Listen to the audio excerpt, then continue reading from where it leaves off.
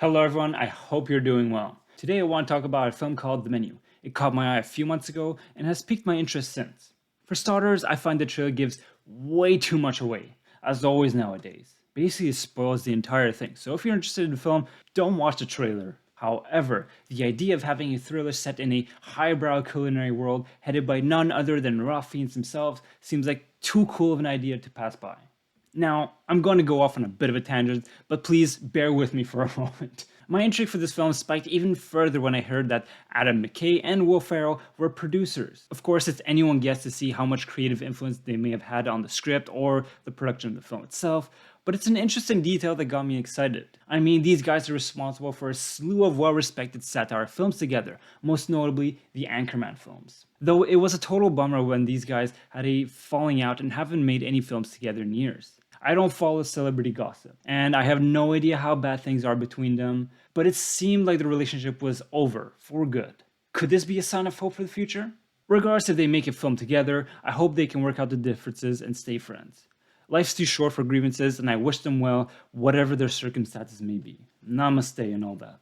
On a further side note, I think Adam McKay's last three films as the director have been earth-shattering and showed a tremendous growth as a filmmaker. The Big Short in particular has become a personal favorite of mine and a very important film that I rewatch regularly. Anyway, back to The Menu. The first thing worth highlighting is the solid cast. As I mentioned before, the almighty Ralph Fiennes is the master chef here, Julian Slovic. He has an indestructible poise in this film and has such a tremendous presence on screen that filled the entire theater with a palpable tension. Of course, only an actor of his caliber could take on the reins of such a character. For those who remain unaware, he is the guy who played Lord Voldemort in the Harry Potter films.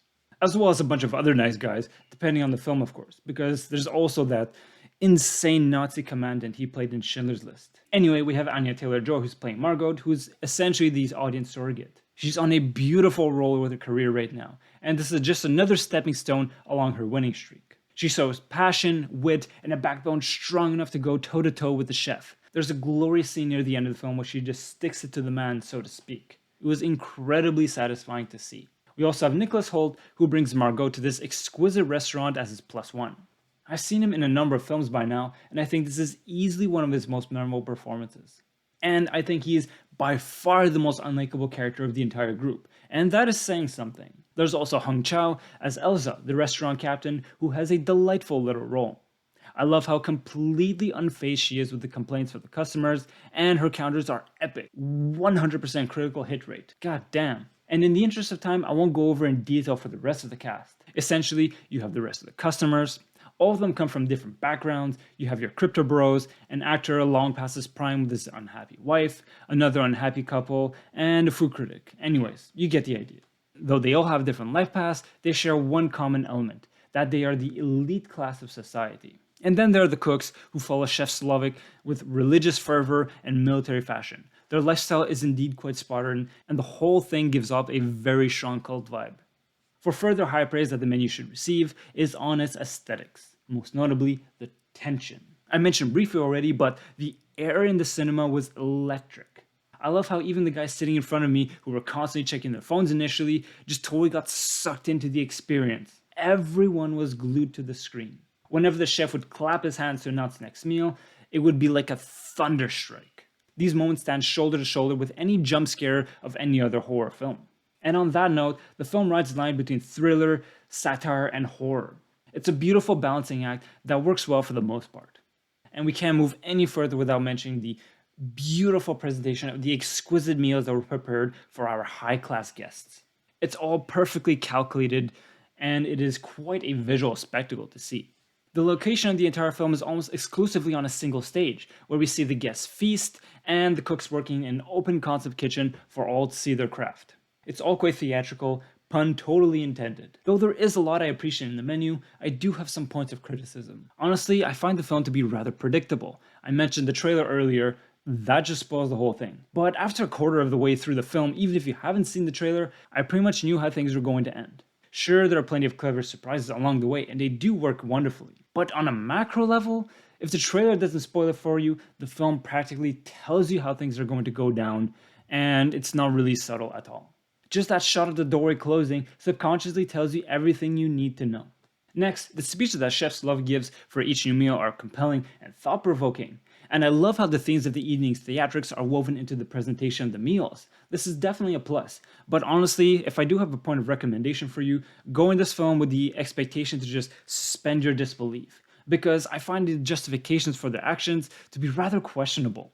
I apologize, I know I'm slightly going into spoiler territory here, but as I said, I find the menu rather predictable and the trailer practically gives the entire plot away anyway.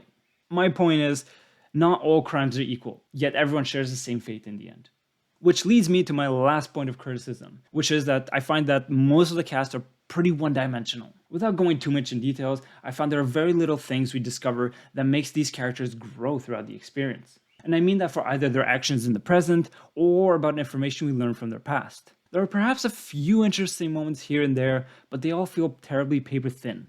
Basically, they have some generic archetype attributed to them, and their character arcs start there and end there. No doubt, it's a clever concept for a horror film. It's well executed aesthetically, but the menu doesn't have any lasting appeal for me personally. After digesting what the film had to offer, I can't help but feel like the Anya Taylor-Joy characters did. Doubtless, the presentation was immaculate, but the substance was so minor that I am left feeling hungry and wanting more. This isn't a bad movie at all. There's a fair number of interesting ideas that give me pause, but I do think it has its fair share of flaws. My gut feeling is aiming at a 6.5 out of 10, but I'm willing to bump the menu to a 7 out of 10 when I consider the solid acting, the pristine aesthetics, and the genuinely clever and disturbing surprises. Honestly, by far the most exciting part of the film is discovering what each new meal will hold. I was waiting with bated breath for that next thunderclap from Ralph Fiennes. So overall, I definitely do recommend it. I think it is a crowd pleaser and perhaps some people will enjoy much more than I did, and that's perfectly okay. And that is all for today, folks. As always, wishing you and your loved ones nothing but the best. Take care and talk to you soon.